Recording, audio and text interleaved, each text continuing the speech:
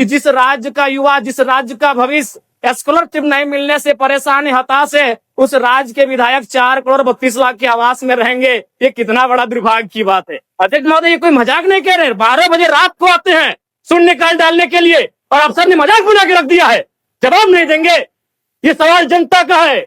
जिस जनता के टैक्स से पैसे से ये सोच पहनते हैं, जो ईमानदार है, उनको यहां से जोहार है। लेकिन जिन्होंने जब अपनी जिम्मेदारी का निर्वहन नहीं किया है, उन पर कार्रवाई करिए। अध्यक्ष महोदय, आज राज्य सरकार और केंद्र पक्ष वाले यानी विपक्ष वाले एक दूसरे पे दोषारोपण कर रहे हैं। इस दोषारोपण के बीच इस राज्य का भविष्य क्यों उलझेगा? अध्यक्ष महोदय, मेरा सवाल बजट बनाने की प्रक्रिया पर है।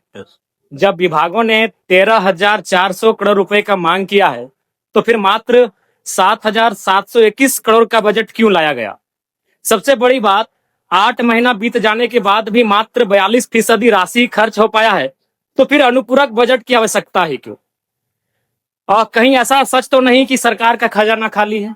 और यदि सरकार का खजाना खाली है, तो सरकार राजस्व प्राप्त करने के लिए क्या कर रही है? अध्यक्ष महोदय, जमीन की रजिस्ट्री में करोड़ों अरबों का राजस्व हानि हो रहा है। किसी जमीन की कीमत यदि 1 करोड़ होता है, तो कागज में दिखाया जाता है 25 लाख। सरकार को राजस्व मिलता है 25 लाख पर और काला धन का इस्तेमाल होता है 75 लाख पर। महोदय, अगर मेरी बात पर आपको संदेह है, तो किसी भी इस राज्य में अगर किसी भी बड़ा भूखंड, एकड़ों का भूखंड, अगर उसका खरीद बिक्री हुआ है, तो आप उसकी एसीबी के माध्यम से जांच करवा ले। दूध का दूध और पानी का पानी हो जाएगा। और चोरी साफ नजर आया है। अध्यक्ष महोदय, कई आईएएस अधिकारी जेल की यात्रा कर चुके हैं। अध्यक्ष महोदय, मैं कोयलांचल से आता हूं और ईडी, जांच एजेंसी और तमाम न्यूज चैनल्स रिपोर्ट की मानी तो प्रत्येक दिन झारखंड राज्य में 1000 अवैध गाड़ियों का निकासी होता है। यदि एक कोयले की गाड़ी में 50 टन कोयला मान ले और 1 टन का मूल्य अगर 5,000 रुपए मान ले, तो 25 करोड़ रुपए एक दिन का होता है। अगर 365 से गुना करते हैं तो 9,125 करोड़ रुपए होता है। अध्यक्ष महोदय, यानी लगभग 9,000 करोड़ रुपए, जो कि आपके अनुपूरक बजट से ज्यादा होता है। यानी कोयलांचल से इतनी अवैध मात्रा में कोयला का कारोबार हो रहा है। अगर उस पर सरकार नियंत्रण कर ले, तो आपका एक अनुपूरक बजट के बराबर वो राशि होती है, वो राजस्व आपको फायदा होगा। अध्यक्ष महोदय, अगर बालू की बात करें तो वो तो सरेआम है, सब अपनी आंखों से देखते हैं। 1-2 अधिकारी ईमानदार होंगे तो भाई उनको जोहार होगा। बाकी अगर कोई भी बालू ट्रैक्टर, विशेषकर ट्रैक्टर से बालू की ढुलाई होती है, तो हमें लगता है एक बालू गाड़ी 3-4 थाना क्षेत्रों से पार होता है। और कोई थाना प्रभारी ऐसा नहीं है जिसका मंथली पर महीने का इनकम 3 लाख से 5 लाख रुपए केवल अवैध बालू से हो रहा है। अतः सरकार को मैं मानता हूं कि सरकार का खजाना खाली है, तो अगर खाली है तो इस प्रकार अगर लूट की छूट होगी, जो सरकार के खजाना में आना चाहिए था वो थाना प्रभारी के जेब में जाएगा, वो पदाधिकारियों की जेब में जाएगा।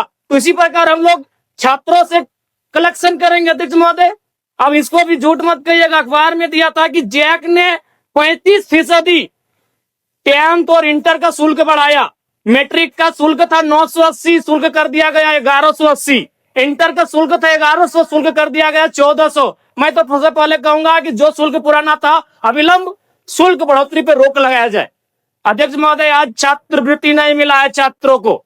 आज राज्य सरकार और केंद्र पक्ष वाले यानी विपक्ष वाले एक दूसरे पे दोषारोपण कर रहे हैं। इस दोषारोपण के बीच इस राज्य का भविष्य क्यों उलझेगा? अध्यक्ष महोदय, आज 2 वर्षों से छात्रवृत्ति नहीं मिल पाई है, इसका निराकरण होना चाहिए। और बिल्कुल बड़े शर्म और दुर्भाग्य की बात है कि जिस राज्य का युवा, जिस राज्य का भविष्य स्कॉलरशिप नहीं मिलने से परेशान है, हताश है, उस राज्य के विधायक 4 करोड़ 32 लाख के आवास में रहेंगे। ये कितना बड़ा दुर्भाग्य की बात है। आज आंदोलनकारी लगातार अपनी आवाज को बुलंद कर रहे हैं, जिन्होंने अपने लहू से इस राज्य को सींचा, अपने खून से इस राज्य को बनाया। आज जो 3,500 का पेंशन प्राप्त कर रहे हैं, और जिस राज्य के मंत्री 6 करोड़ के आवास में रहेंगे और उस राज्य के आंदोलनकारी सम्मान नहीं पाएंगे जिन्होंने लहू से राज्य बनाया है, यह भी दुर्भाग्य का विषय। अध्यक्ष महोदय, चाहे मान्य सदस्य सबको एक्स्ट्रा टाइम मिला है, इतने संक्षिप्त करिए आप। चलिए ठीक है। अध्यक्ष महोदय, बड़े सौभाग्य से हम 2 मंत्रियों के बीच में आते हैं। 32 और 34 दोनों साथ बैठे हैं, हमेशा यूं ही साथ बैठे, हमारी शुभकामनाएं। एक ही कुर्सी में बैठे हैं। और दोनों के बीच हम आते हैं 33। एक बार भी मंत्री महोदय मेरे विधानसभा में गए नहीं। क्यों नहीं गए? योजना ही नहीं है, इनका दोष नहीं है। मेरे विधानसभा में कोई नई योजना, किसी के विधानसभा में मंत्री पद का कार्य क्या है? सिर्फ अपना विधानसभा नहीं होता है, कम से कम साल भर हो चुका है, एक विधानसभा तो इनको विजिट करना चाहिए था, अपने पड़ोस के जिले को तो विजिट करना चाहिए था। तो ये तो सच्चाई है अध्यक्ष महोदय। दूसरी बात, आलिम फाजिल की परीक्षा जैक द्वारा संचालित होती है, किंतु वर्तमान में सहायक आचार्य की नियुक्ति में प्रमाण पत्र की वैधता को खत्म कर दिया गया है। और सबसे महत्वपूर्ण बात अध्यक्ष महोदय, जैसा कि अखबार के माध्यम से हम सभी ने पढ़ा कि विभाग सवालों का उत्तर नहीं दे रहा है। अध्यक्ष महोदय, शून्यकाल में कल रात्रि 12 बजे नीरा मैडम और मंगलकालीन का झगड़ा हो गया।